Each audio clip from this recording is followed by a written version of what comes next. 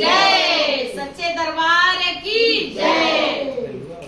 अरे कैले हम कवन कसूर हो नजरिया से दूर कैलू मैया, दूर कैलू मैया है, दूर कैलू मैया। कैले हम कवन कसूर हो नजरिया से दूर कैलू मैया। जइबै हम बजारिया तो टिकवा ले अइबै, जइबै हम बजारिया तो टिकवा ले अउबै। सिंदूरा लगौबै हम जरूर हो नजरिया से दूर कैलू मैया। कैले हम कवन कसूर हो नजरिया से दूर कैलू जननी, दूर कैलू जननी हो, दूर कैलू जननी। कैले हम कवन कसूर हो नजरिया से दूर कैलू जननी। जइबै हम बजारिया तो हारवा ले अइबै, जइबै हम बजारिया तो हारवा ले अइबै। नथिया ले अइबै हम जरूर हो नजरिया से दूर कैलू जननी। नथिया ले अइबै हम जरूर हो नजरिया से दूर कैलू जननी।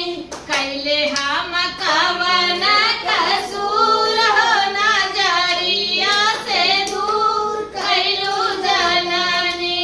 जइबै हम बजारिया तो साड़िया ले अइबै, जइबै हम बजारिया तो लहंगा ले अइबै।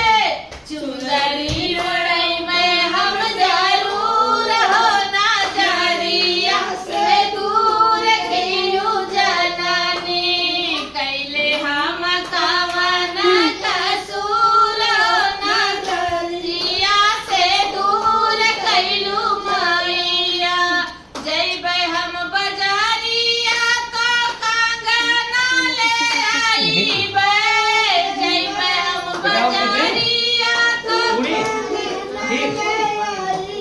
अरे मेहंदी लगइबै हम जरूर हो नजरिया से दूर कैलू मैया। मेहंदी लगइबै हम जरूर हो नजरिया से दूर कैलू मैया।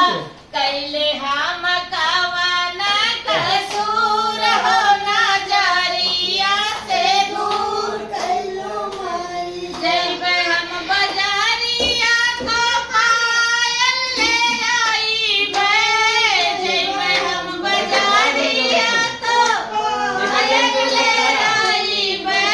अरे बिछुआ ले अइबै हम जरूर हो नजरिया से दूर कैलू मैया। बिछुआ ले अइबै हम जरूर हो नजरिया से दूर कैलू मैया।